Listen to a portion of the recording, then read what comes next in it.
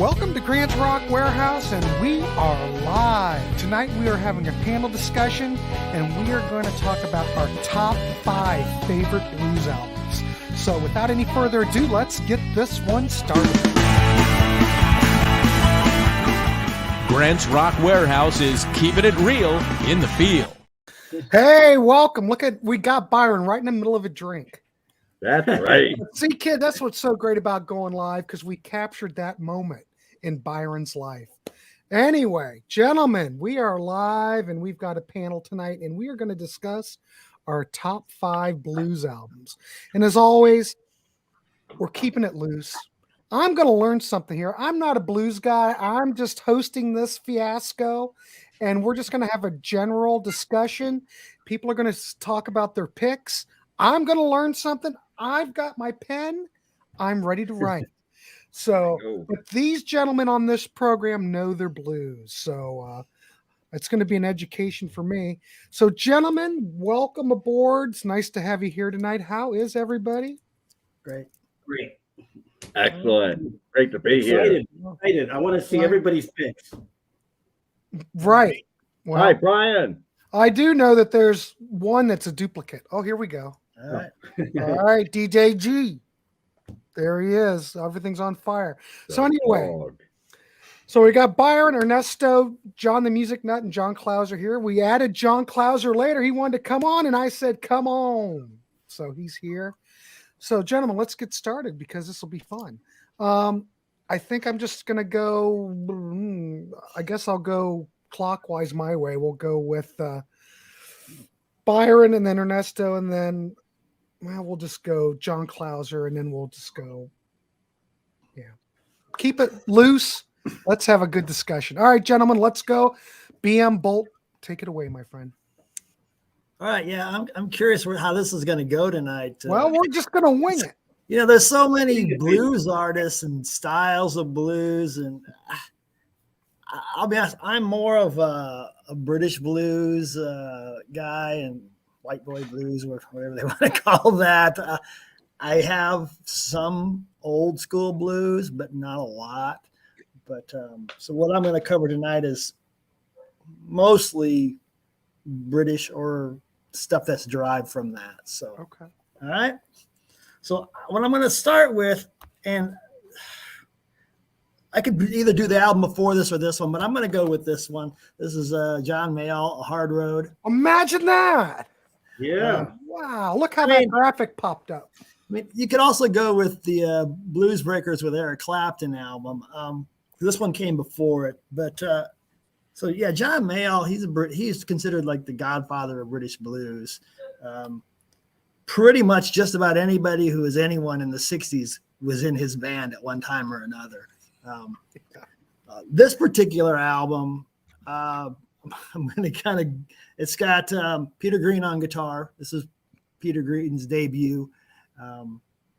I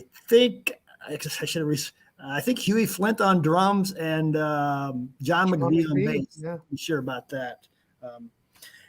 Ainsley Dunbar played drums with him. Jack Bruce played bass with him. So like I said, Clapton played with him. Peter Green, Mick Taylor. That was just like in the first 5 years or so. There's been a million guys since then that have come and gone.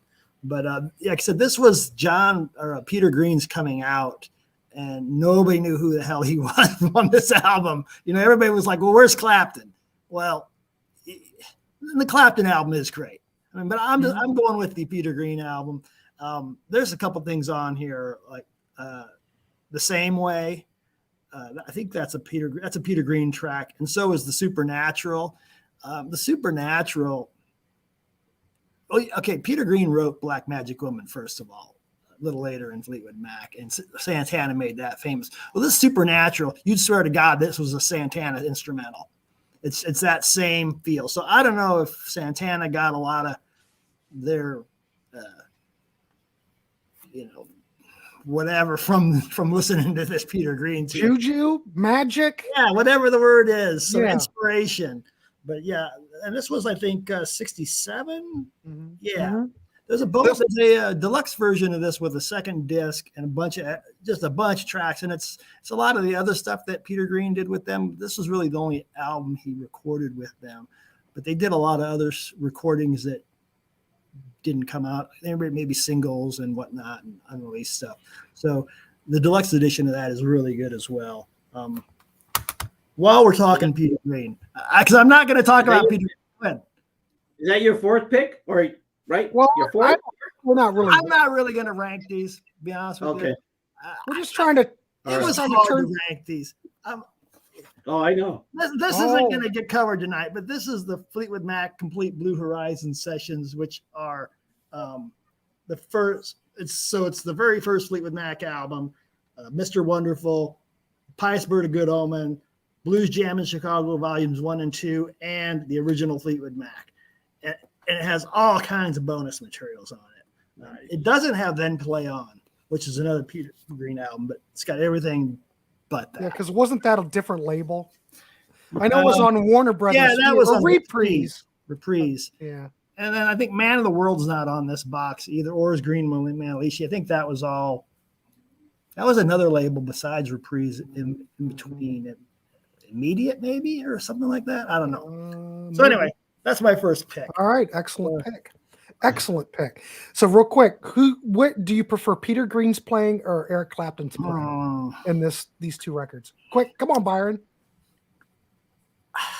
I think Eric's got a little more fire on the Blues Breakers album, where Peter's a little more. I don't know. He was just a little more laid back, but just so smooth. And I just wanted to give the Peter Green album, I think, a little more love tonight, mostly because he's kind of, he's kind of the forgotten guy from that period. It seems like everybody remembers Mick Taylor, Beck, Mick as well. So yeah, like I said, either of those could have been my pick. Nobody talks about him because they always talk about Clapton. They never talk about Peter Green. Well, because Peter did too much LSD, and then just was, I've got some of his other stuff from the 70s and the 90s. It just wasn't the same anymore after the LSD issue. LSD did wonders for Sid Barrett until it fried him. So there you go. Yeah, you're just like you're saying. His story is very similar to Sid Barrett's. Yeah. But Peter still was making music way later. Right. And, and it's almost like he had died, but he didn't. Like Peter Green Sid Barrett was basically dead since Well, that was 71, 72. 71. As far as music goes. But Peter was still there, and he still made some decent stuff. But cool. All right. All right, Byron. Thanks so much. That's a good pick, kids. It's a good pick. All right, Ernesto, what you got to bring? What are you bringing us? I got some stuff. Really quick though, we have an honorable mention at the end, if you want, just in case. If we have time. If we have time. I forget something. During the next person talking, I'm gonna go get something because I forgot something. But okay. With Ernesto's trapped in some kind of time warp, I think. Yeah. We might be. Yeah. This is what happens when you go live, kids. Normally we'd edit this out. Look at this. He's stuck. It's like he's like Han Solo trapped in that metal crap. Right. Looks pretty happy though. All right. Let's go to John Clauser. We'll come back to Ernesto. All right, we'll come back to Ernesto. John Clauser, what do you have for us? Well, for me, so like Byron was going on with his topics would probably be the British blues. Well, for me, I'm going back to the beginning.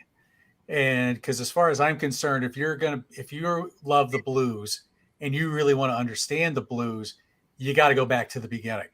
Right. And Peter Green and Eric Clapton both recognized that. And I think when they both heard Robert Johnson, King of the Delta Blues Singers. Yep. And I think when, because this when this first came out in the late 50s or 1961, this turned the music world on its head when people started discovering this. So between, Peter Green, because I believe he's done a record of all of Robert's stuff. Eric certainly pays homage to a lot of Robert Johnson's stuff. Mhm. Keith Richards, a lot of people. So if you're going to start anywhere with any kind of blues, if you want to get the whole enchilada with the millennial recordings, this thing, whatever it is, if you want to just get the, this is King of the Delta Blues Singers too, you can't go wrong with them. They're everything's, you get all the material there. He only recorded 29 songs, with a few extra alternate takes. So it's not like he's got a lot of material out there to get. And there's so much mystery around not just his life, but so many of these old Delta bluesmen that there's just not a lot really known about them. And yes, there you go. Yeah, that's a good one. That's a very good album right there. But we were talking off air. Robert Johnson was somebody that his music, affected me as a guitar player and as a musician. So when I moved to the South and we went over to the Delta, because it's only about a 4 or 5 hour drive from me, I made it a pilgrimage to go to his grave markers. And I've been able to do that now for at least a couple of times. And it's a very humbling and quiet experience, but it's very cool. Anyway, just not to keep rambling, but Robert Johnson is always a the king right here is the Delta blues, king of the blues. Personally, I mean, a lot of people can say Muddy Waters could get that as well. I think I would say king of the Delta here. I think Muddy kind of just took more the Chicago. Delta. More Chicago. Right. More Chicago for Muddy. So that's going to be my first pick. Anything Robert Johnson related. Beautiful. Great pick. It's where it all starts pretty much, kids. Is that Satan? What am I hearing? Is that Ernesto? Ernesto just came back from the Crossroads. Did you just come back from There the you go. Crossroads? He sold his soul to the devil. Wow. Oh, yeah. You never know what you're going to get over on this channel. Wow. Oh, Big Dave McLean, Canadian blues legend. Hey, D. Hey, nice to see you. Good choice. Hey. All right, let's The go. war zone over here. What is happening in your world, Ernesto? I'm worried about I don't know. I think I'm not that far away from Ukraine. That's why. Oh, that's what it is. Okay. All right, let's go over to John the Music Nut. What's your next one? Or I guess that's your first one. Ernesto's got me all flustered. All right, thanks so much. Good evening, everyone that's watching, and good evening to all my friends who I'm blessed to be on this panel with. That's right. Woo! There you go. I raised the peace goblet to you. Yes, and I raised the coffee in the Woodrow Wilson mug to you. Excellent. Cheers. There you go. Woodrow Wilson, our 28th president. That's right. Anyway, I'm going to go more contemporary blues with a few of my picks. Now, my first 3 artists I'm going to talk about today, you can still go out, see them kick ass, and take names live. And the first one I'm wearing, it's Danielle Nicole and her album, Wolf Den. Let's talk about Danielle Nicole. Danielle Nicole first made her name with her brothers Nick and Chris Schnebelen in the band Trampled Underfoot. They were more of a blues rock outfit. Yeah. They're from Kansas City, right? Yes, they are. They're from Kansas City. They come here once in a while. Oh, yeah. Nice. Anyway, eventually Nick went solo and Danielle went solo as well. Danielle is a bassist and a fine bassist, a great bassist, but she is one of the best singers you'll ever hear. Her voice stops time. I said that to her. That's how much her voice moves me. Wow. And she is a fantastic live performer. She has 2 albums. This is her first album. And her second album was Cry No More, and that came out in 2018. She also has a self-titled EP. Now, on this album, she gives you some good variety here. I mean, a lot of focus on her voice. Anders Osborne produced this, and he plays guitar on here, and Luther Dickinson plays guitar on a few tracks as well. She wrote most of the tracks on here. You got a lot of cool Hammond B3 in here as well, but a lot of mid-tempo stuff like the title track, How You Gonna Do Me Like That, and Easing Into the Night. And then you got some more fiery songs like You Only Need Me When You're Down and Didn't Do You No Good.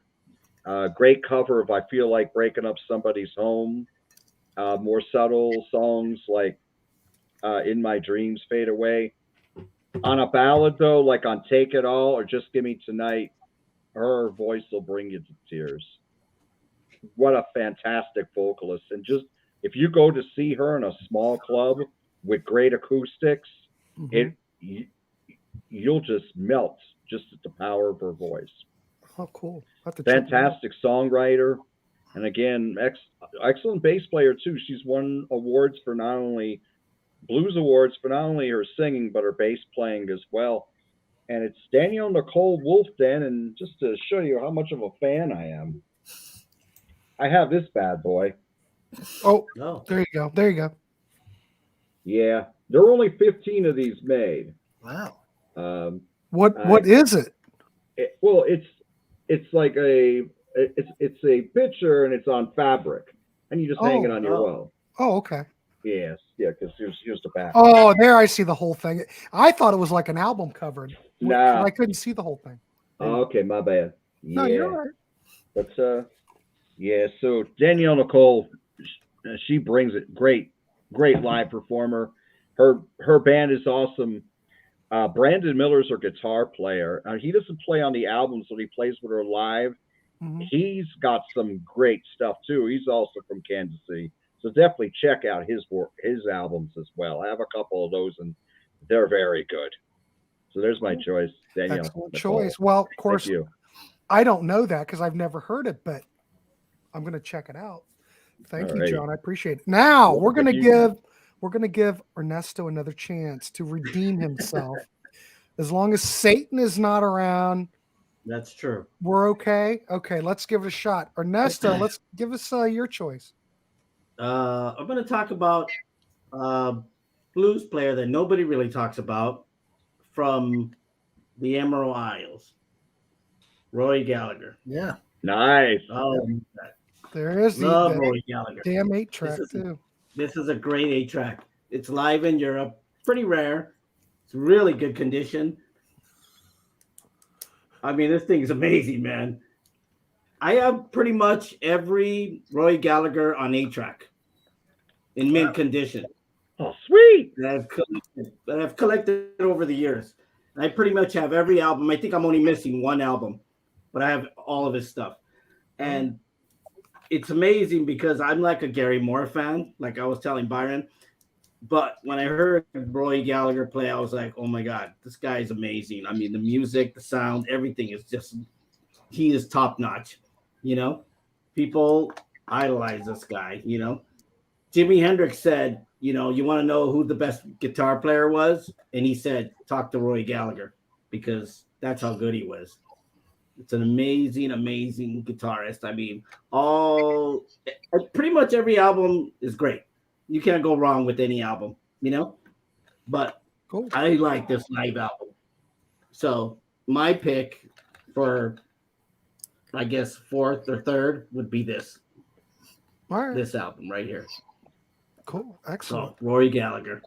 Oh, Star says Ernesto. Of course, you know, Star's a big fan of Ernesto, of course. You know. Star is here because of Ernesto. Did anybody see Rory Gallagher live? I wish. I did not. I saw him. Oh, I Oh, never yeah, got just that. I what saw a gloat. All right, Rand. He opened for Rush. Okay, on Rand. Signals Thank you. tour. Thank you, Really? Rand. Oh, Yeah. John Clauser's on fire tonight. I love it. Yeah, Rand, calm down. I saw Jimi Hendrix live at a bar in the. when I was in the I know airport. somebody. That, Yeah, I know exactly. somebody who saw Jimi Hendrix. I wish I did. No, yeah, Roy opened for Rush on the Signals tour here, at least for it. I know a couple people. I know somebody who saw Jimi Hendrix play Vets Memorial in Columbus, and Soft wow. Machine opened the show. Oh, 1967. There you go, Nice. kids. All right. All right. Let's go. Well, since Byron's gloating, let's go over to Byron and see what his That's next my kicker next is. Yeah, what's your Byron, next one? My before you next go one. on, that's My the next jingle one is for it? everybody should know this All one. right. Really, even Grant should know this one. I know it.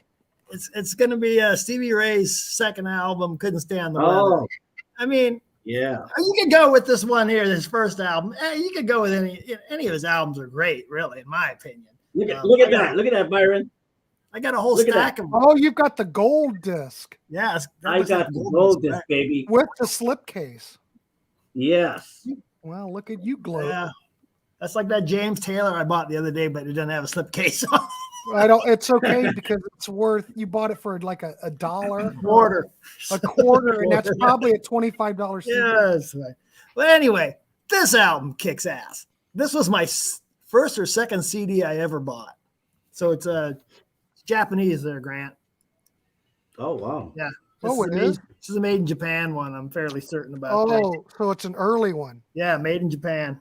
So it's early. CSR around I the. bought it when it first came out in '84. I know what you're talking about. So yeah, this kicks ass. I mean, Scuttlebutton, Couldn't Stand the Weather. I love his version of Voodoo Child. I almost think it might be a little bit of Hendrix's. But, They used to play that on FM rock radio back in the day. I haven't heard it lately, but it was a killer version. I'll give you that. Yeah, you got Cold Shot on here. That got a lot of airplay as well. Tin Pan Alley, which is a long, nice track. Stang Swang is kind of a jazzy track. You do a little bit of light jazz stuff here and there. What's the title of that song? Stang Swang.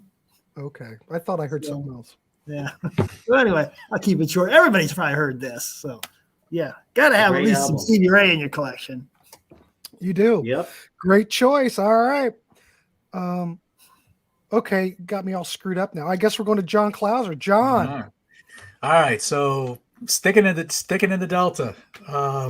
This is another guy. Not much is really known about his life, and he passed away in 1934.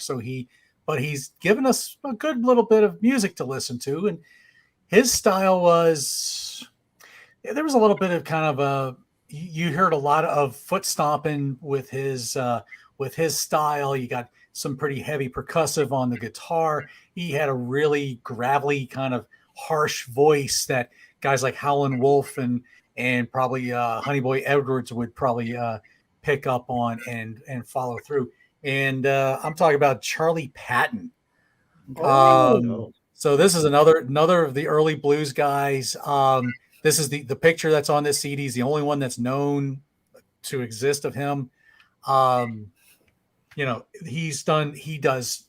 just does a lot of traditional blues, some gospel standards of, some of the blues standards of gospel stuff but he just had his own style. He had such a powerful voice and it just projects so well. He was kind of one of the things that's different, kind of a lot of different from what some of his other contemporaries were doing.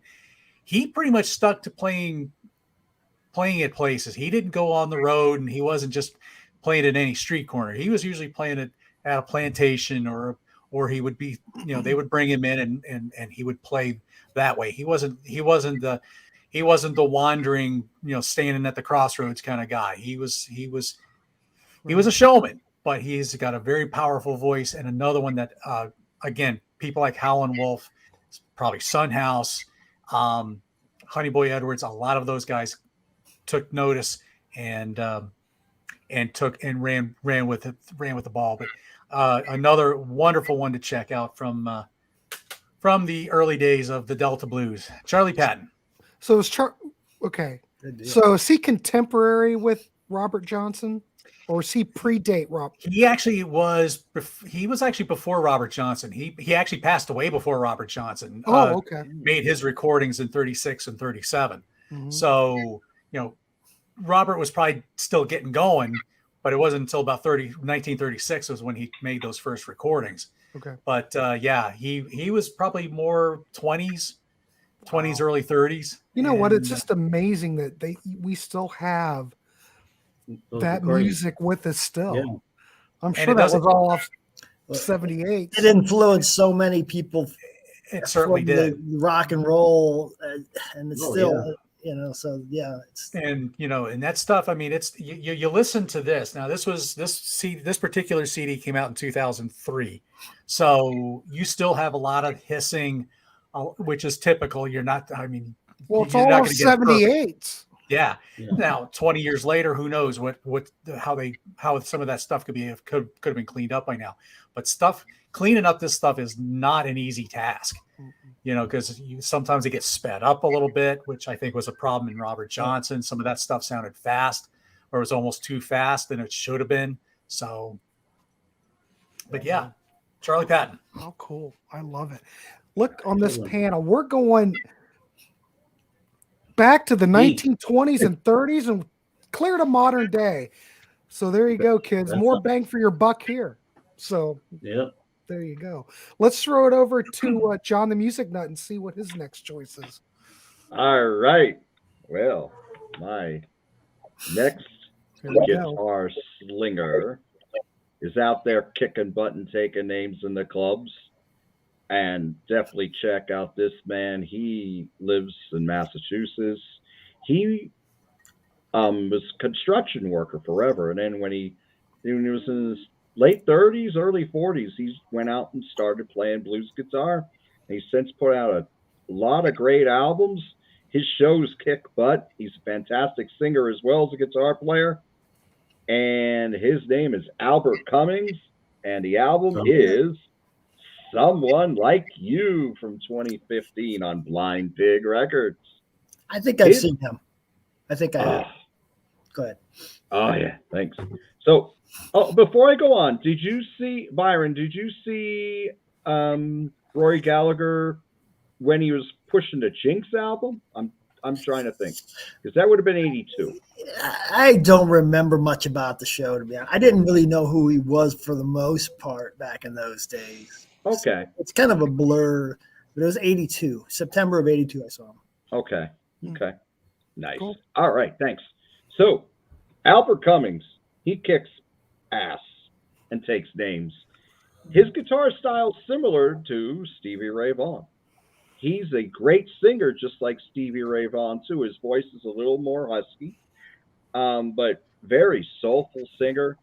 Excellent songwriter, too. This is a blues guitar player that mostly sticks with his own stuff. A lot of people like Stevie Ray Vaughan, and we'll talk about him later. He did a lot of covers. He did a lot of cover songs. A lot of Texas blues guys in particular. But Albert, I mean, he might do one or two covers live, but after that it's all original stuff. But you get a lot of variety on this album. No Doubt is the opener. That's like really killer. It's driving, kind of like some Kenny Wayne Shepherd's songs that start off his albums. It's got that kind of feel. I Found You is a great song.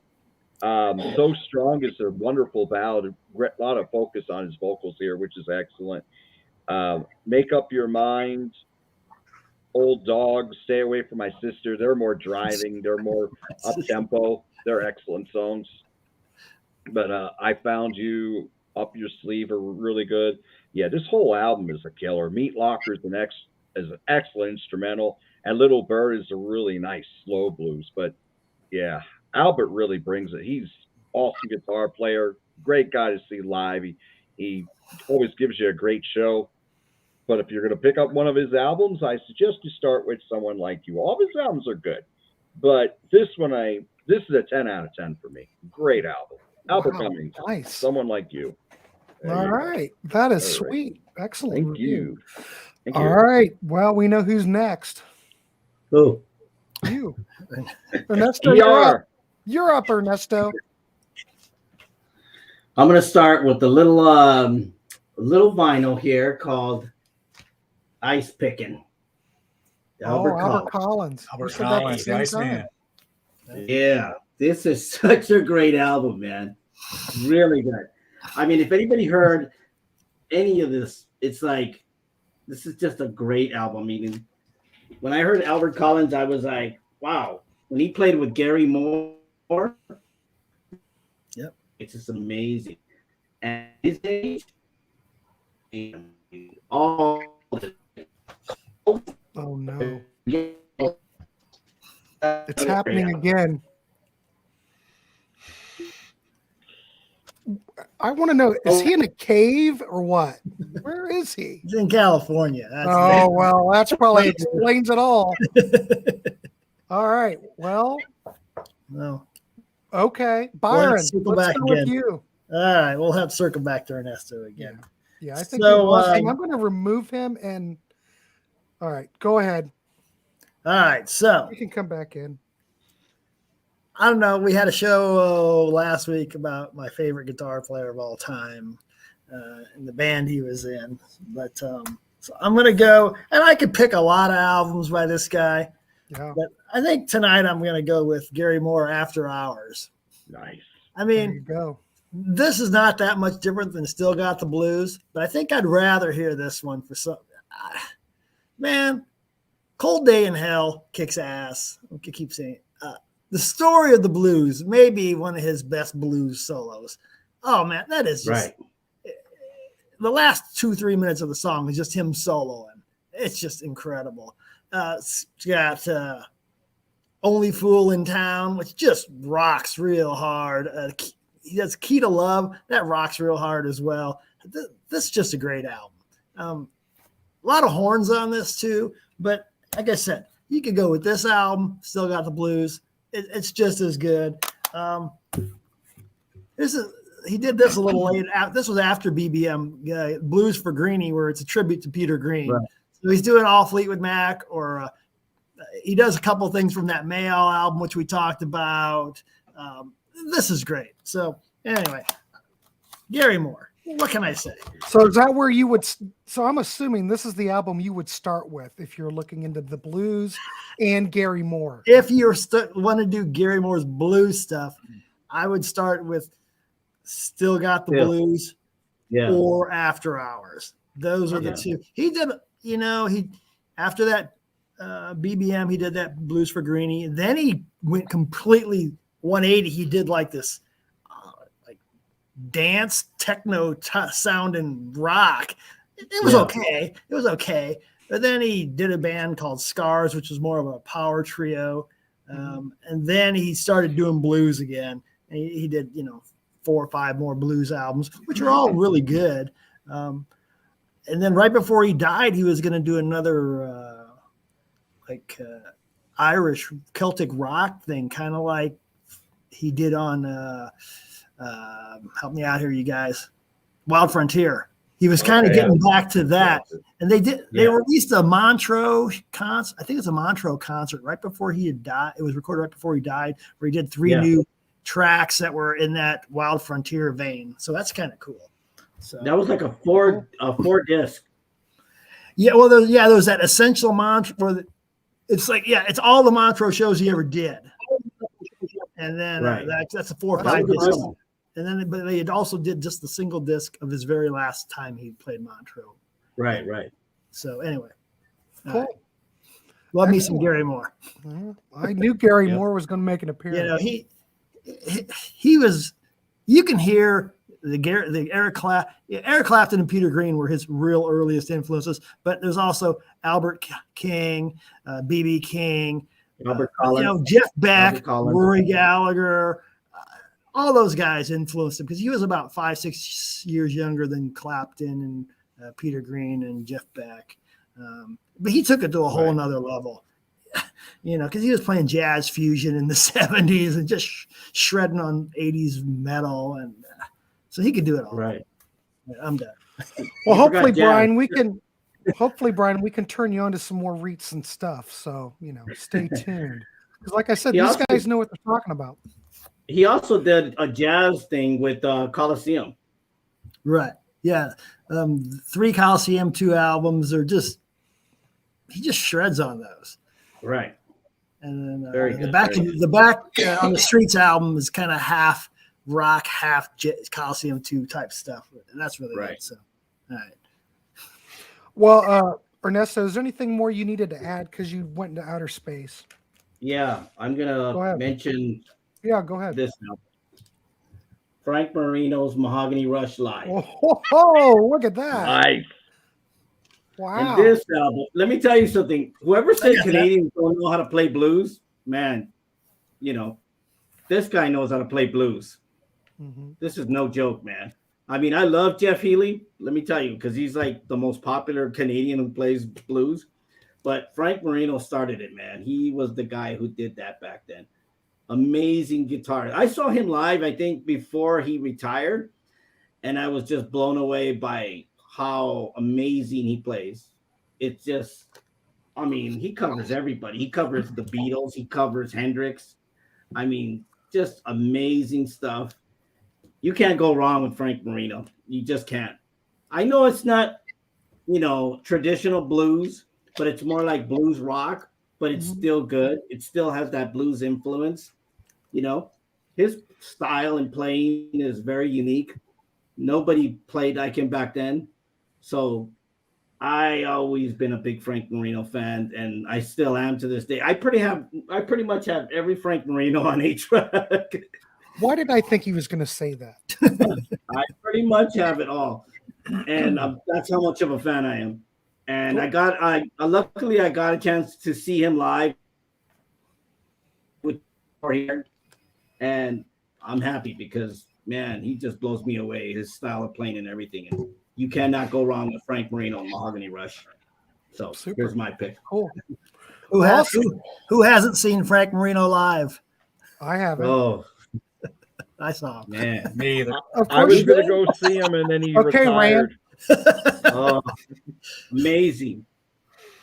Saw him about 12 Chet- years ago. I think. Chet Atkins actually dabbled in a wee bit into bluesier things, but that was mostly due to Jerry Reed's influence. Well, I know Jerry Reed was a heck of a guitar player. I'll give Oh, you yeah. that. Right? Yes, he was. Randy Holden, Population 2. Whoa, Brian McFadden. Randy Holden. Dang. All right. Yeah. Hey, like I said, if anybody out there watching this can give us a thumbs up, give us a like, for goodness sakes. We might do more blues shows. I don't know. We'll see how it goes. Sure. But anyway, give us a like, and I do appreciate everyone for showing up here tonight. We wouldn't do it without you, and it's always fun to have interaction with everybody. All right, let's throw it over to John Clauser. All right. So my next artist was featured on the Voyager Golden Record discs that went out on the Voyager rocket back in the late 70s. Now, why am I talking about the Voyager discs? Well, most of of the 27 tracks that's on it's mostly all classical. There's actually 2 songs that are not any kind of remotely classical music. One was Johnny Be Good by Chuck Berry, but the other one was this man, Blind Willie Johnson, and it was a song. It was basically just what's called a kind of a moan. There's no lyrics being sung. It's all this blues moans, which was also a big thing in the Delta back in those days. And the song was called "Dark Was the Night, Cold Was the Ground." And just to listen to this,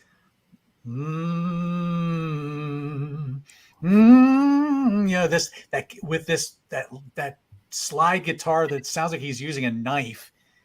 He's not using like a bottleneck or something like that. He's just playing these sparse notes, and there's just something chilling, literally, about that particular song. But when you listen to the rest of Blind Willie Johnson's material, pretty much everything he does was more of what they called the holy blues, more gospel-centered blues. And a lot of his songs had been reinterpreted over time. Bob Dylan was known for, of course, doing. He took the song. Excuse me. Jesus Make Up My Dying Bed, which became In My Time of Dying, which also Zeppelin would do a version of. Nobody's Fault But Mine. That's a well-covered song. Motherless Children, another well-covered song. Right. There's a lot of songs that he's done that John the Revelator would be another one. But there's a lot of songs that have been kind of reinterpreted by a lot of different artists over the years.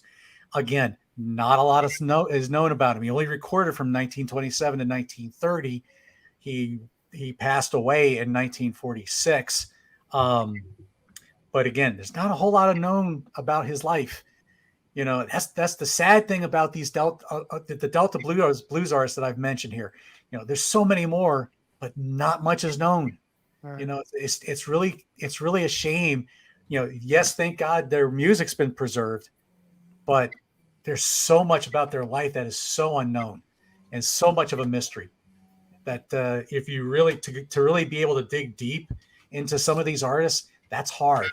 But if you sink your teeth into the music and just, again, you're listening to that primal, Blind Willie Johnson had a really gravelly voice. I mean, even more gravelier than Charlie Patton did. And, it was he was based out of Texas, but again, most of his slide playing supposedly was done with like a knife. That was, you can kind of hear it. It has a very tinny sound to it when he slides, but there's still such a passion and just you feel it when you listen to those songs. So it's again, wonderful material to listen to. So there you go. That's my third Delta pick. The other two will be a little bit more modern. So excellent. Well, I love it. This is so great. Dan says, anybody like Johnny Guitar Watson, or was he a bit too corny? I got one album of Johnny Guitar Watson's. Yeah. He played with Zappa for a while too. He did? Yeah. Wow. I didn't know that. Oh yeah. Yeah. He's on some like Zappa. what era? What era? Oh, he definitely did. Yeah, he really played with them, I think, more in the early 80s. You ever heard the song In France by Zappa? He sings on that. I will be hearing it, though. He sings on Thingfish a little bit from what I remember. Probably a couple other things he sang on. So. Michael Ladonna. Klauser is looking good tonight, isn't he? He really is. Steamhammer, if you don't know, you better find out, says Dan. Steamhammer. Bip Bop Boom. Dark Was the Night is Bip, the greatest Bop, piece Boom of recorded back. music, in my opinion. Cheers, boys. Nice. I'll raise my glass to you there, Bip Bop. Thank you. There you go. I agree with you. Melvin Taylor and the Slack Band, Depression Blues. I'm going to have to bring this up again. Klauser is looking good. Yeah. Buddy Guy. We're grabbing a stack of blues tonight. Oh, That's Johnny great. Guitar Watson. Oh, yeah, There that's you a great go. album. That's a great album cover, too. Buddy Guy, A Man in the Blues, and Damn Right I Got the Blues. Yeah. Two classics. I need to go see him. He's coming to Birmingham I think he's ending his tour. So you're looking good there too, Mike O'Donnell, by the way. Just saying. Can't see John Klauser's face, but hold on. Those early blues artists influenced so many famous bands. Not enough credit given to them for that. It's true. Without that, we would not have anything that we have today. It's true. Nope. All right, John Klauser. So we're going to John the Music Nut next. John, what you got? All right. Well, I'm ready. This guitar player's been recording since 1987. He put out an album last year called Devil May Care, and it was my favorite album of the year last year. Wow. Now, this album I like a little more. It's the only vinyl one I'm going to show you. This is Tinsley Ellis and the album is called Tough Love. Let's see if I can. There we go, and we got the graphic. Yes, sir. Very nice. Tinsley Ellis, he's a killer guitar player. He gets sounds out of his guitar that I've never heard before, and he makes it look so effortless. He's also a fantastic, soulful singer. What album is? Oh, I don't have that one. I have a bunch of his, but I don't. That one I don't have. What's that? Storm Warning. Storm Warning. Quitter Never Wins is my favorite song by him. Quitter Never Wins. Yes. Quitter Never Wins is a fantastic track. A lot of people know that more for Johnny Lang's version, but Tinsley wrote it. But I think sometimes you say Quitter Never Wins, a lot of people think it's Johnny Lang. No, Tinsley wrote that bad boy. And he wrote a lot of great songs on this bad boy. Tough Love. Fantastic album. 7 Years is a great mid-tempo track. Midnight Ride is more of a shuffle. All in the Name of Love. I mean, it's like a tribute to Stax Records there with the horn section on it. Tinsley's vocals and guitar playing on here so good. King Must Die. The solo in that is fantastic. I love Leave Me, Should I Have Lied, In From the Cold. I have maybe 6 albums by Tinsley, and that's probably my favorite vocal performance by him. I mean, his vocals are very stunning, but one of the best guitar players you'll ever hear. He's still out there playing. He still puts on a killer set. Yeah. He is fantastic. Give It Away is a great track. Hard Work is a great track, but you can't go wrong with any of his albums, really. But Tough Love, I don't know if you can find the vinyl anymore. Good luck if you can. I bought it at the show. He signed it to me, and I think he said, we're not making any more vinyl, the ones that we have, so get them while you can. But I'm going to pick up the CD because I'm more of a CD guy, and I guess I could put it on CD. Oh, no, I don't have that kind of record player anymore. Anyway, Tinsley Ellis, Tough Love. There you go. Cool. Thanks. Brian McFadden says Southside Johnny and the Asbury Jukes. Do they do much blues? Oh, wow. Some. No.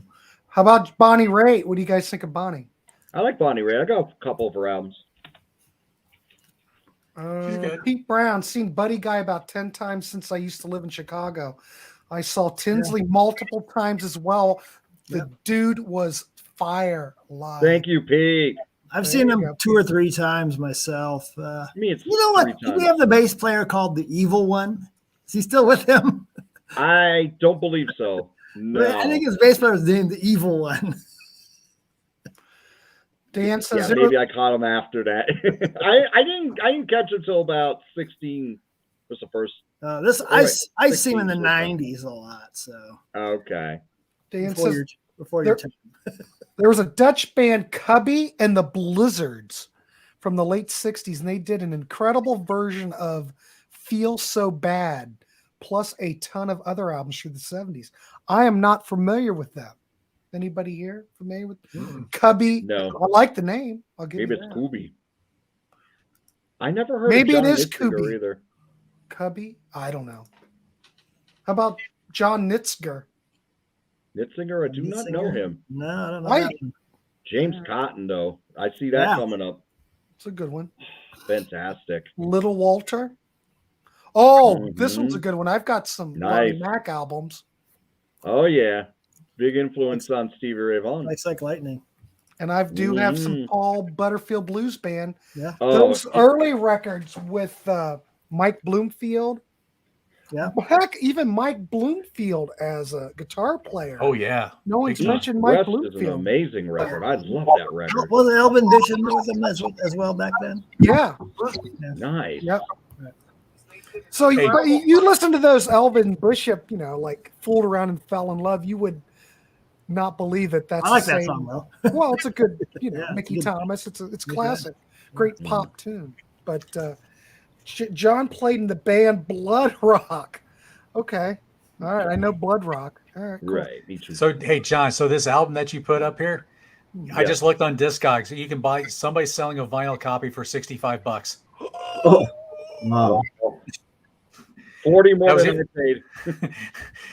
Everybody else was Wow. selling CDs, but only one guy was selling that one on vinyl. It was like $65. Holy Wow. mackerel. Jeez. Mm. So there you go. Wow. All right.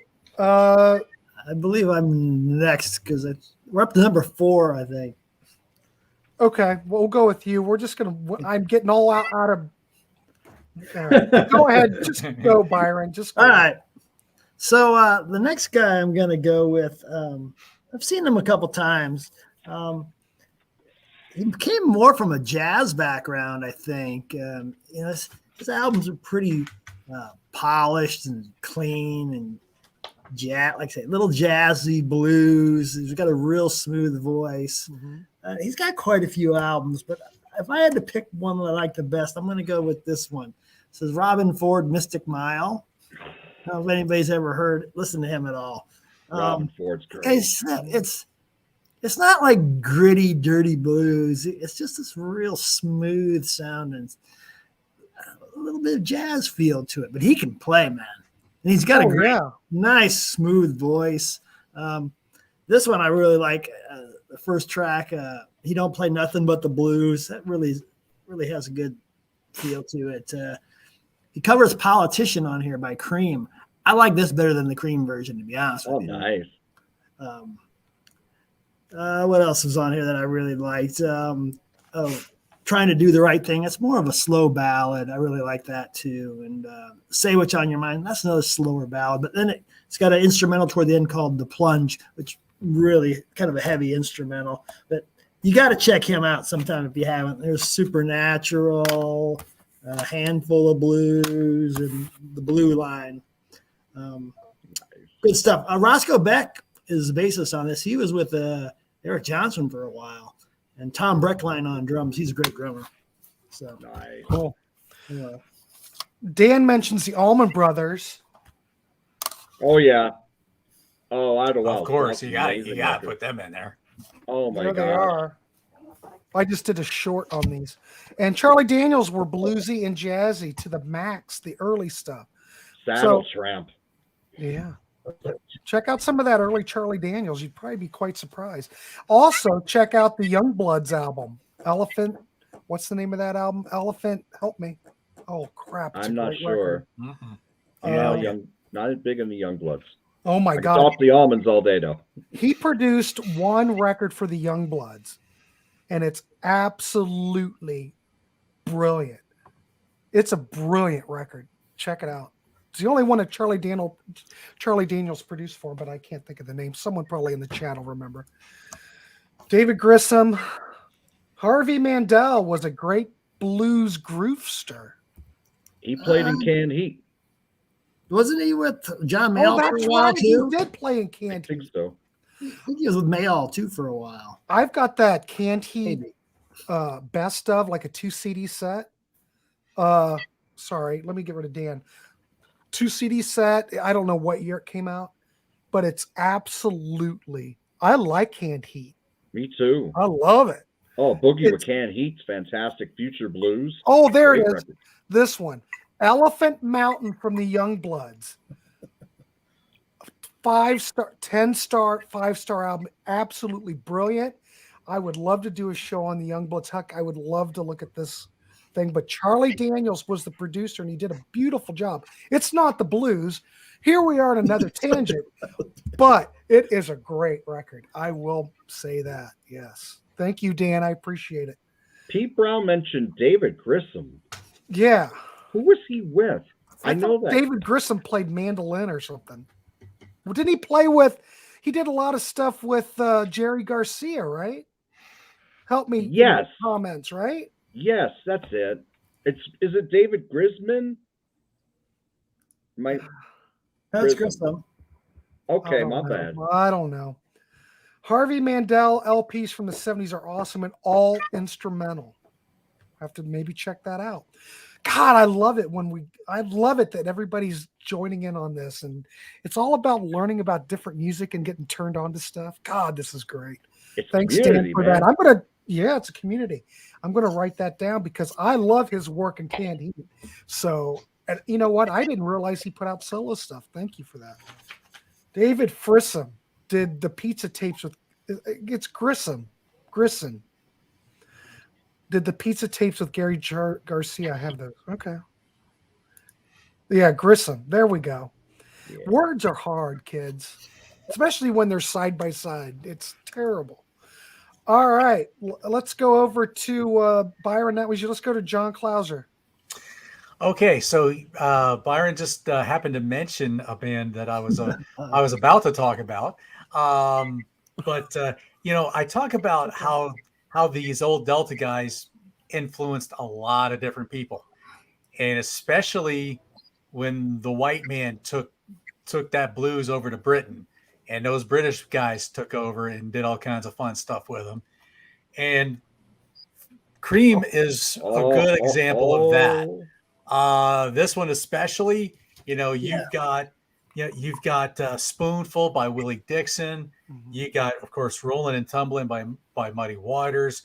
You have 4 Until Late from Robert Johnson. Very early Eric Clapton arranged Robert Johnson song. I'm So Glad, by Skip James, another classic Delta blues. Of course, Willie Dixon and Muddy Waters both. But then of course they have these other tracks. And then I keep seeing Pete Brown's name coming up, and it's freaking me out because I'm like, wait a second, is this the Pete? No, that Pete Brown passed away a couple months ago. This could be that Pete Brown. No, that Pete Brown in the that wrote lyrics with Jack Bruce. No, he's passed away. Well, so, I don't know. Maybe when you do blues shows, John Clauser, magical things happen. Yep. This is true. I think he's still alive, and he's on our show. No, I just Googled it. I just Googled him. I just Googled it. Maybe it was like Abe Vigoda. They thought he was dead, and he didn't die until 8 years later. No, apparently I think I just Googled it. Yeah, he passed away like a couple months ago. But anyway, you know about Abe Vigoda, though? You look at Abe Vigoda in The Godfather, he looks exactly the same there as when he looked before he died. Yeah, pretty much. He was like preserved. All right, go ahead, John. But anyway, so the British boys take over the blues, and they claim that, and they take it to a totally different level, and that's really what really amplifies the knowledge of the Delta blues is when the British really took it over. We could talk all day about Cream and anything Eric Clapton, really, because I know he was such a big herald for it. But I just picked Fresh Cream because that had some covers by some of those old Delta blues artists, so I had to go with that one. So. Wait, we lost. Sorry, Pete. Wait a minute. Ernesto's gone. Ernesto's back. I'm back. He's back. The news of his demise has been over exaggerated. It's him. He's here with us, kids. So take note. Here's a good one. Brian McFadden, Robben Trower. Well, Brian, you're going to mention Robben Trower because he worked with Jack Bruce, and Jack Bruce wrote songs with Peter Brown. True. This is playing the Kevin Bacon Trower's game. Awesome. Trower's great, man. We need to do a show on him someday. Did anybody play with Kevin Bacon? When and where and what time? Anybody seen Trower live? No. Ernesto's shown Robben Trower albums in slow motion. Yes. Yeah, you met him too? I have not seen him, but Ernesto's froze again. Yes, to Ernesto. There you go. Okay. That's his famous album, Bridge of Sighs. That's a good record. There's a lot of good Robben Trower records, though. Absolutely. But boy, did that guy like Jimi Hendrix. I'm just going to say that. Yeah. And Frank Marino. Both, yes. All right, let's go over to John the Music Nut. Sorry, you're right in the middle of mid-drink. Oh, that's all good. Hang on, I'm going to redo this screen. Hold on. Well, actually, you can keep going because I can redo things. Okay, I will. Oh, yeah. Unfortunately, I only saw Trower once. He's back. Okay. Hold on. Here, he's back. All right. All right, can you hear me now? Yes. All right. And you look great. By the way, Fresh Cream was a fantastic choice. I've loved that album since I was 16. Mm-hmm. I had all those bad boys on cassette. Yep. I told you my Wheels of Fire story once, didn't I, John? I don't remember. You may have to tell me on Wasp Wednesday's recording. I mean, I'll have to bring that up later on. But I also picked Rory Gallagher, just like Ernesto did, but I went with his first album. Rory Gallagher, another wonderful talent, not only a great guitar player, but a fantastic emotional singer, and as also evidenced on this album and the 2 studio albums he did with Taste, particularly the second album. A very good alto saxophone player too. Wonderful songwriter. Oh my gosh. This one or Deuce, the second album, you can't go wrong with it. I mean, again, just like Ernesto said, excellent catalog. I don't have all the albums. I only have about 9, but he excellent songwriter, fantastic talent, fantastic performer. Great album here though. I mean, you got a lot of slower stuff on here. Because a lot of focus on his voice, and Gypsy Woman, which is a bonus track, is an excellent country blues on here, but I'm not surprised. It's a great slow track. Wave Myself Goodbye for the Last Time. They're all great. I Fall Apart's a really good slow track. I'm not Wave Myself Goodbye, that's a little more mid-paced, I believe. Sinner Boy, Laundromat, that's more raw and rockin'. But this whole album is a killer. Can't Believe It's True is excellent. Can't Believe It's True is the track that's it's more jazz. It was the original last song on his album, and that was where he brings out the saxophone, and he does a spectacular job. This whole album though is a killer. This one, Deuce, Calling Card a few years later. He's Tattoo. I mean, you can't go wrong with Rory Gallagher. I wish I didn't get to know his music though until after he passed away, which was a bummer. But he died really young too. Yeah, liver disease. Yeah, sad. Yeah, he died in 95. He was only 47. But it's like greatest guitar players from Ireland. It's like you flip a coin between Gary Moore and Rory Gallagher. I mean, they're both amazing. It's just what you like, you know. They're awesome though. Well, I'm glad you didn't mention the Edge. Yeah. All right, cool. Oh, Photo Finish is a good album too. I'm looking in the comments, and Dan got Photo Finish. That's a very good album too.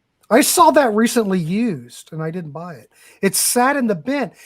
Rory Gallagher is one of those artists that I have seen him used, but I've never. Well, you got to pick it up. Well, yeah. Now I'll never see him anymore. He has a very deep voice, like a very raspy type voice, like certain blues players, like Gary Moore. He's not the greatest singer, but he has a good voice, I guess, for the blues. Mm-hmm. Yeah. You know? So it depends, you know? Right. That's cool. All right. Excellent. Sweet. Rory Gallagher. Check it out. All right. Ernesto, what you got? All right. I don't know if you can see this, but we were just talking about it right now. Well, I can blow you up. Can you see it? There you go. Yeah. Yep. Bridge of Signs. All right. Yeah. Man, let me tell you, when I was a kid and I heard that album, man, I was like blown away, man. I was like, I didn't know what the heck was this. I was like, this was my first introduction to like psychedelic blues type, just really jamming. You know what I mean? It's just something when you're a teenager and you hear something like Bridge of Signs, it just blows you away, man. It's really, really good. I mean, it's The Day of the Eagle, Bridge of Signs. I mean, come on. Oh my God. Even the live album is great. But this is the one that I connected with when I was a kid. Way before, now you gotta understand, way before Hendrix, I wasn't listening to Hendrix. I was listening to this. And it kind of blew me away because, you know, you usually listen to Hendrix first before you listen to this guy, you know? Mm-hmm. And when I heard this album, I was like, wow, this is, I don't know. It's hard to explain it, but I mean, it's just so good. It's like the Frank Marino stuff. It gets to you. It's like blows you away. It's just like jamming. It's just a great album. You could never go wrong with anything from Robben Trower. That's a good one. So right. Classic. that's my quote. Yeah. Give your stereo a workout and crank Two Rolling Stoned. Oh, that's his most popular song. Two Rolling Stones. Yeah. And Dan's got another question though. How do you guys rank Status Quo? You guys familiar with Status Quo at all? Mm-hmm. I know him, but I never dug into him yet. That's nobody's talked about him. I picked up what did I pick up? I think it was a couple of twofers on CD, and I tried to get into it. I just couldn't get into it. I don't know. Yeah. My brother said they were one of the loudest concerts he ever went to when back in the day. Yeah, I have an album or two of theirs. Yeah, that I probably snagged from him. But yeah, I like Status Quo. Yeah. Yeah. Probably they weren't that big they weren't that big here in the States though. No. Not that big. Not really. I'm assuming Pete probably knew Trower. I mean, he said his brothers turned him on to, but I'm sure Pete and Trower crossed paths back in the day. Yeah, that Seven Moons album. Oh. Yeah. No other album by Trower had the magic of Bridge of Size. Maybe. I don't know. Right. Yeah, Brian gives that a 20 out of 10. I can't argue that. That's an amazing It's a good album. Bridge of Size is an amazing album. Yeah, Ernesto, I'm glad you mentioned that because it is a classic. I will give it that.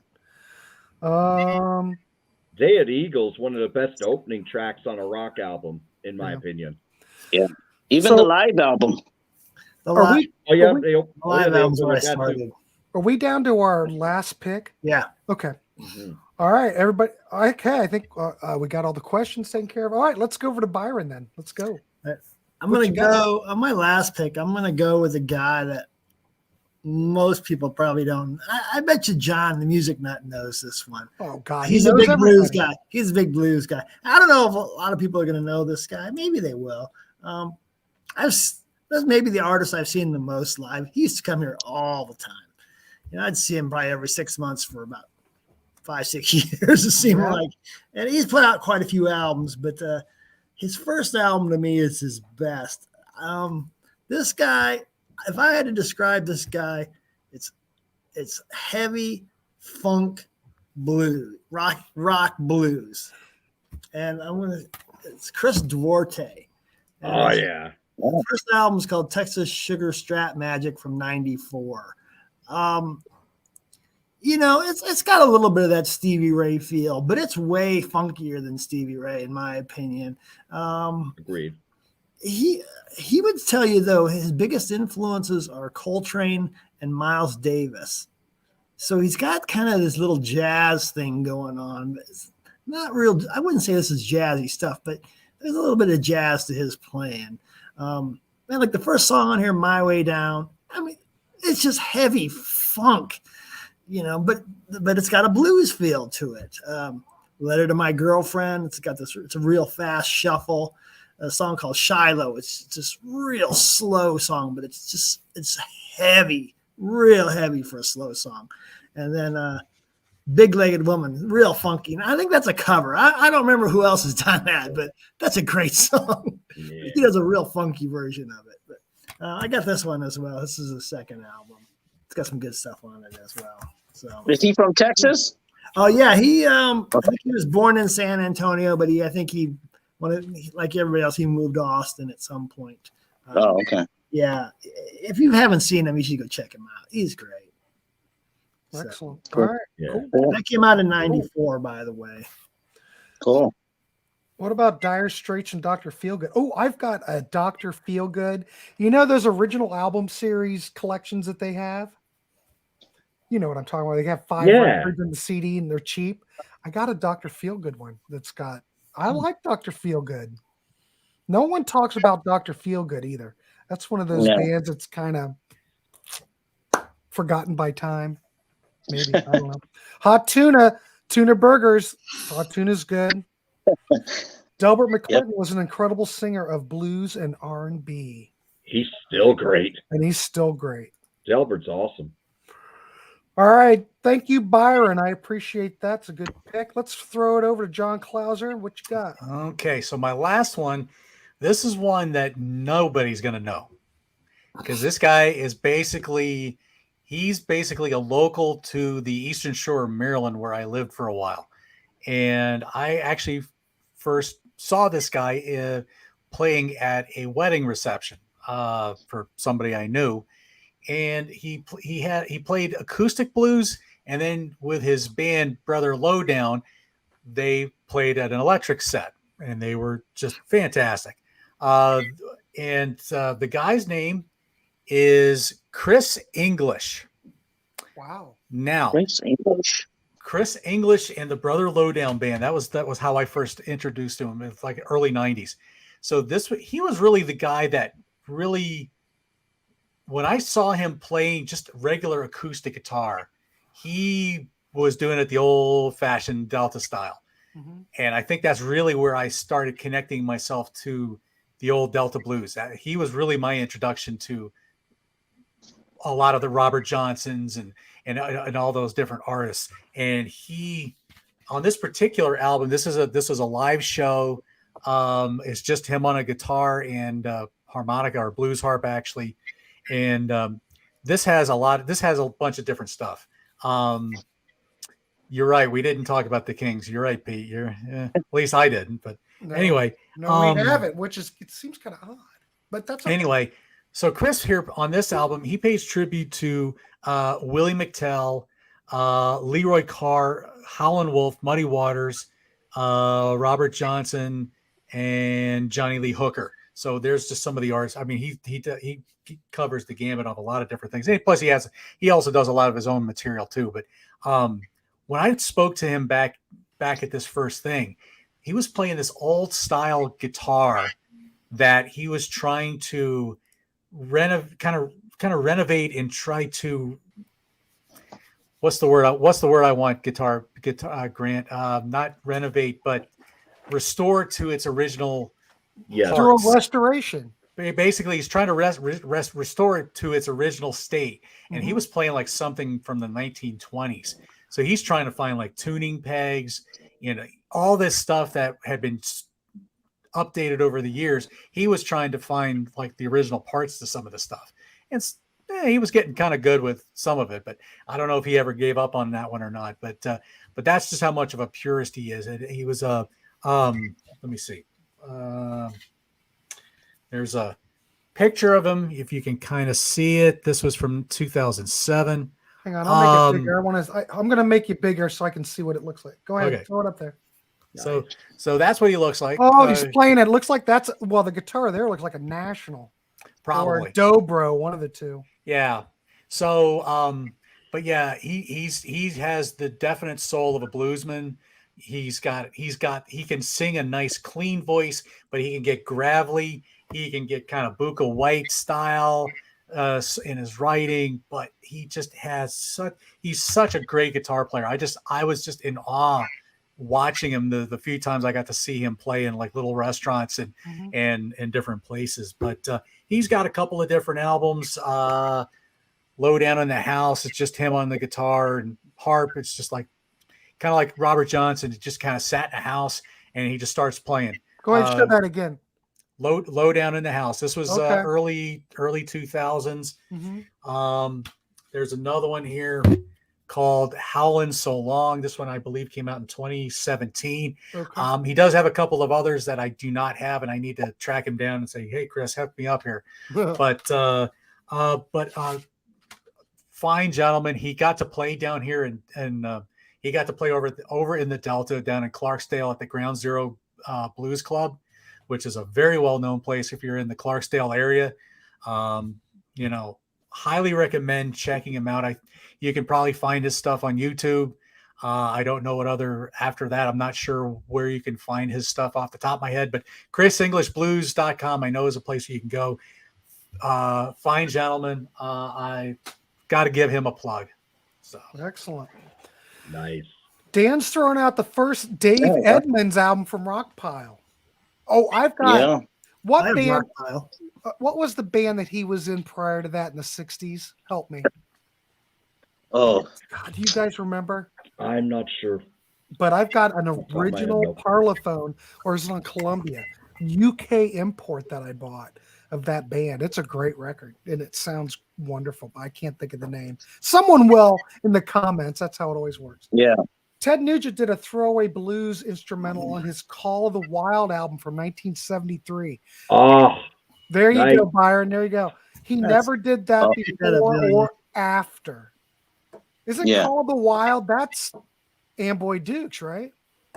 Yeah. 73. Yeah. Right. Jimmy Vaughan. Yeah. Solo stuff pretty well. Jimmy Vaughan. He's good live. I've seen him. Yep. Jeff Beck Truth and Beck Olga. That's oh my God, there's excellent tons records. there's tons of here in the chat.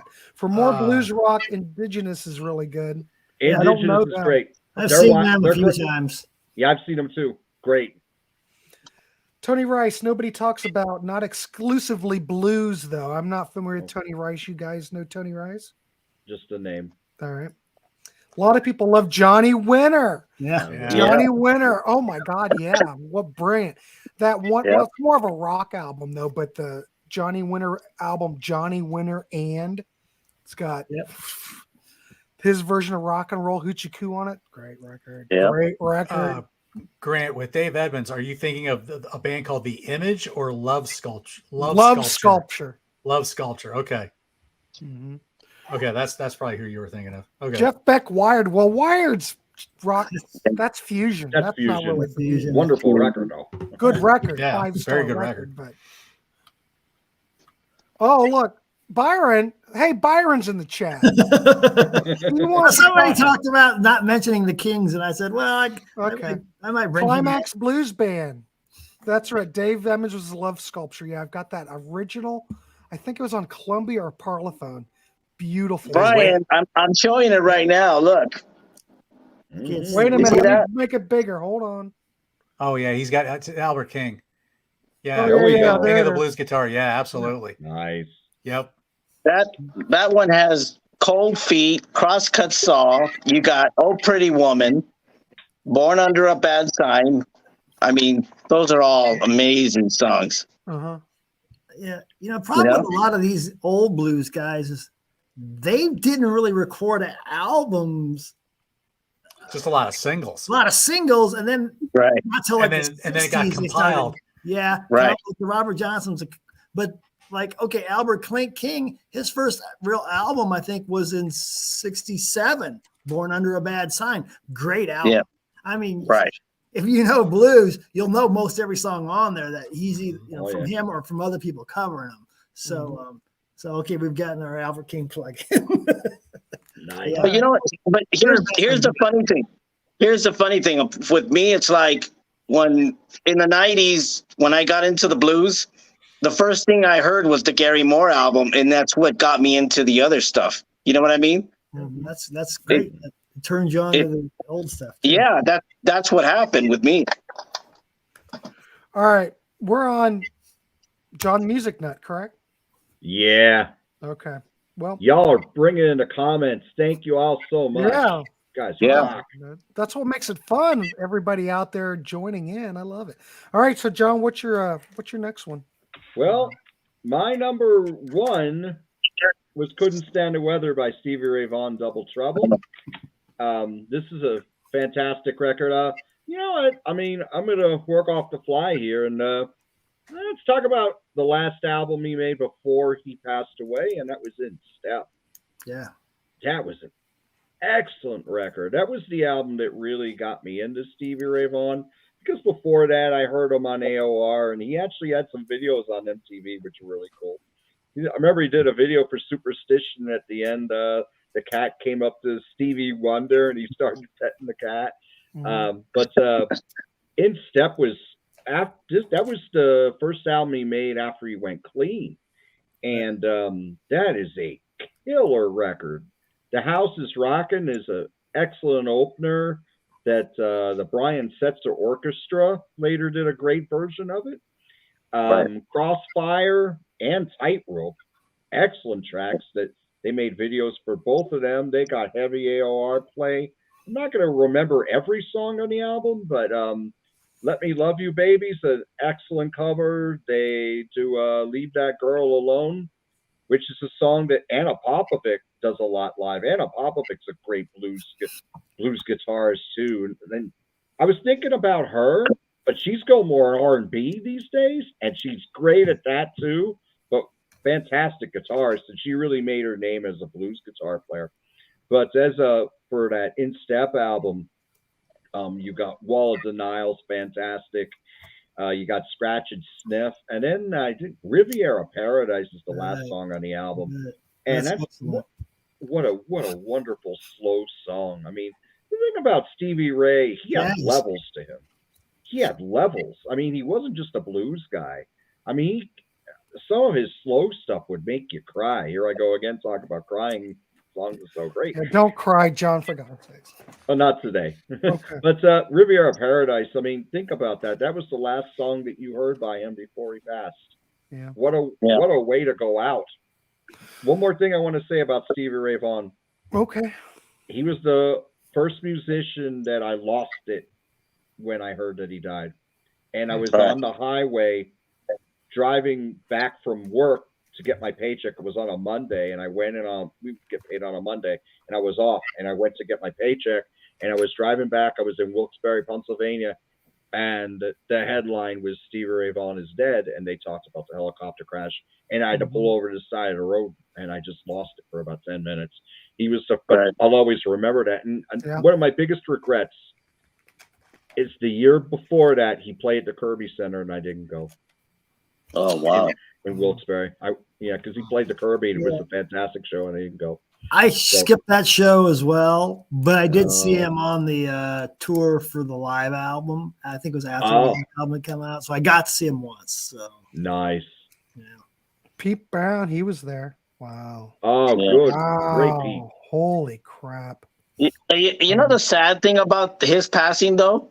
It's like after he passed, a lot of young blues guys came out of nowhere, and they just paved the way and just, kept his legacy going. You know what I mean? Yeah. Amazing. Oh, yeah. Corey Stevens, Kenny Wayne Shepherd. Oh, man. Johnny Lang. I mean, man, amazing. ZZ Top. Blue Jean Blues. Yeah. All right. What time is it? Okay. We're at 1 hour and 22 minutes. I only want to go. Well, I didn't want to go this long, but we're doing it. Let's just go another 8 minutes and we're done. So Ernesto, go ahead. What you got? What's your next one? And that should be all it, right? I think so. I mean, we did. Everybody else got their honorable mention, or what? Was that it? Well, I think we're up to honorable mentions at this point. Oh, okay. Well, then go ahead and do it. We got 8 minutes. The chat room had honorable mentions, so I think. Yeah, they did. Great selections. Well, I just want to show this album because I think this album is important, because if you're into blues, and you got to have this in your collection no matter what. Can you see it? Yeah. Well, I made you big. Yeah. Is that I think stereo? that album. Is that a monocopy? I can't tell. This is a stereo. Nice. And I just think that when you're like into the blues and you're into the British blues, I think this is an album that you have to own in your collection, whether it's CD or vinyl, And I almost had it on 8-track too, but it was too much. Yeah, Brian McFadden, Government Mule should have an honorable mention. Great. But yeah, you can't. Yeah. I mean, we've had 2 mentions of John Mayall. I saw John Mayall. Yeah. How many months ago? God, it must have been 8 months ago. He played in Columbus. Jeez. He is out. There's no cover, right? Mentally, there's nothing there. He can play all of his songs, but his band leader had to keep him in line, and he'd go over to John because John would start replaying a song that he just finished. So his dementia or Alzheimer's, he's in bad shape. But my God, he can still sing. He can still play the keyboards. And he knew all of his songs, but he just didn't know. He was like in La La Land. It was kind of sad, but it was also amazing to see him because a true treasure, and you know he's not going to be around much longer. So if you can't see John Mayall and he comes around, I would try to go see him. And as a solo artist, he has a lot of albums as a solo artist. Oh my God, yeah, very prolific. Yeah. Blues Project. Who was it? Wasn't that Al Cooper? Blues Project. I believe so. I think that was him. So anybody out in the chat have any honorable mentions? We got 5 minutes. Or anybody here on the panel real quick? I got a couple things I can run through real quick. Go ahead. All right. I think John Clauser did mention this name once. Willie Dixon. Oh, and you got the mobile fidelity. Yeah. Nice. Got this for $1, Grant. Can you believe that? Oh, wow. Will you stop it?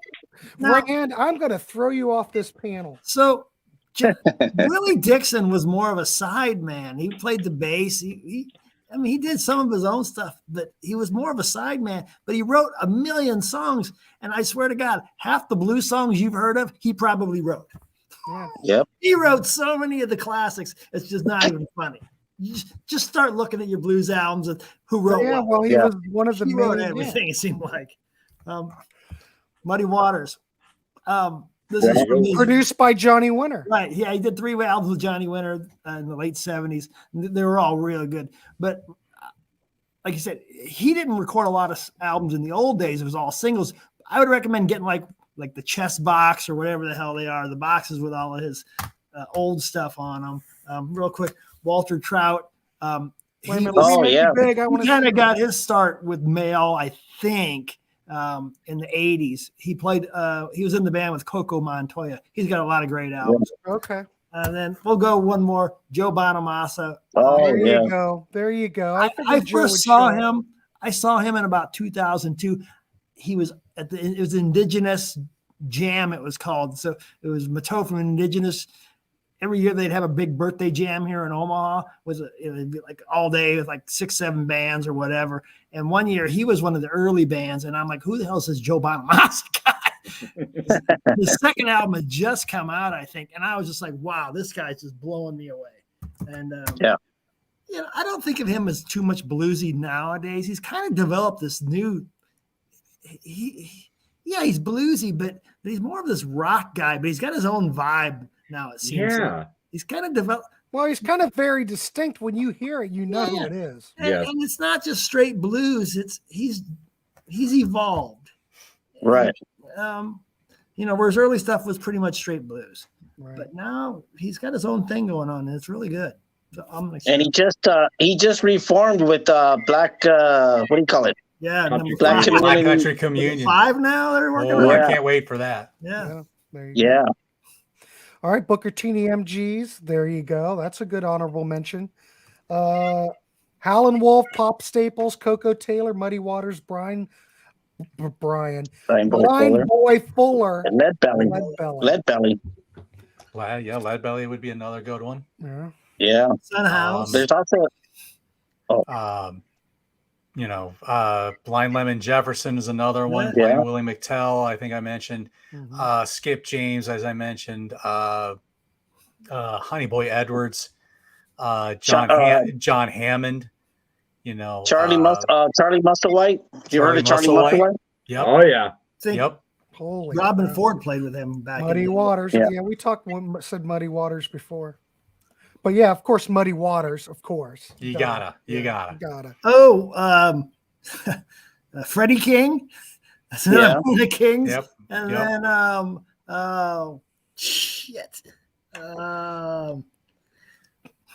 The brain is a terrible thing, Byron. You know who was pretty good too is Alvin Lee, man. Alvin Lee was good. Alvin Lee. Oh yeah. Yeah. What about Albert Lee? Yeah. Albert Lee was good too. Yeah. Who's the guy? T-Bone Walker. T-Bone, yeah. The guy from Fleetwood Mac, Jeremy Spencer. Everything he did was basically a cover of who? The Slide Guy. Wait a minute. Oh God, I'm not putting that up. Come on. I hate George Thorogood with a passion. God, I hate that. Who wrote stuff. Stormy Monday? Was it Stormy Monday? You're still good, man. Oh, We just that is Stormy just Monday. horrible stuff. Dust I My want that Broom. night about- Who's that guy? Oh, Dust My Broom. Oh no. Oh, Dust My Broom was that was an album. Elmore James also covered Elmore that. James is the guy Elmore I'm James. thinking of. But Robert Johnson did it originally. But yeah, Okay. Elmore James did a version of it Dust too. My Blues, Dust My Broom. They all would steal. So, but yeah, Elmore James. Yeah. I mean, he was great. But Yeah. Robbie Krieger. Robbie Krieger's a good blues guy. Yeah, he is. Robbie Krieger. Right. C6 Steve. Oh wow. Who's that? Brian McFadden. You never know what he's going to throw out. You got to watch this guy because he's throwing stuff at me that I'm looking at it and going, "What the?" Oh, and old ZZ Top. First two albums, and DeGello is a lot of great blues on that album. You know what? Yeah. I'm going to talk Open guitar Your stuff real Stockings. quick though. Some of the best. You guys can say, Grant, you're full of shit. Some of the best Fender Stratocaster sounds are on DeGuello. Oh yes. Yeah. Oh my God. Billy Gibbons' tone when he's playing a Strat, it sounds so intimate and it's just so in your face, and he's got it in, in the he's in, second and fourth position, whatever he's in, you know what I mean? His Strat tone on that record is absolutely breathtaking. He's a true, as far as blues, you have to give Billy Gibbons some credit. Oh my God. Yeah. Oh, I mean, Jesus Just Left Chicago is just some of the nastiest sounding blues. Nastiest. Absolutely nasty Tasty, sounding. nasty, wonderful guitar sounds. Tasty player. He doesn't play a ton of notes, but what he's kind of like, but it's like David Gilmour. David Gilmour doesn't have to play 1,000 notes to get across what he's trying to say. Billy Gibbons is another one of those players that he can say it in 2 notes and you understand what he's laying down. Absolutely brilliant. Absolutely brilliant. No doubt. Golly. Yeah. There you go. Wait, one more. Robert Cray. Yeah, Robert Cray has Robert Cray. too. No one Great mentioned singer, Robert too. Cray. No, nobody mentioned him. Roy Buchanan. We're over our time, but yeah. All right, honorable mention. Go ahead.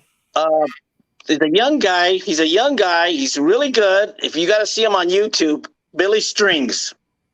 Oh, he's awesome, but he's more bluegrass. Yeah, I know, but he's so good. I've seen him. He's awesome.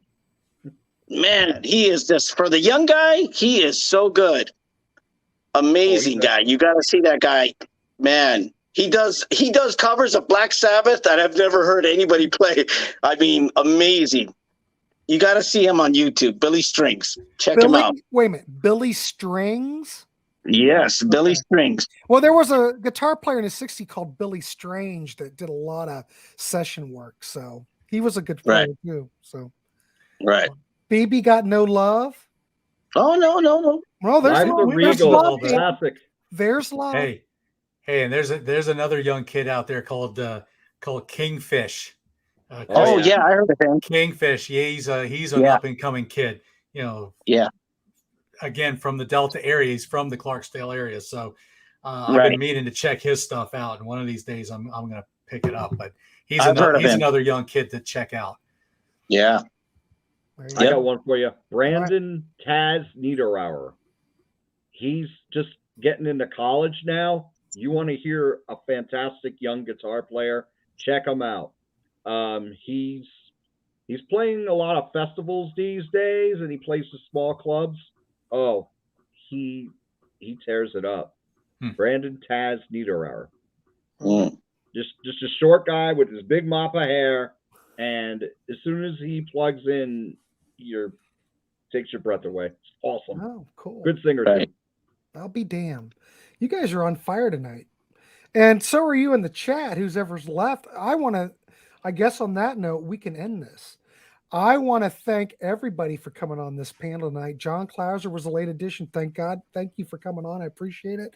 We've got Byron, John the Music Nut, Ernesto. Kingfish is awesome. Great blues rock. Yeah, great feel. I want to thank everybody that came into the chat tonight. Everybody who left a thumbs up. What a nice discussion. This was a great discussion. I've learned a lot.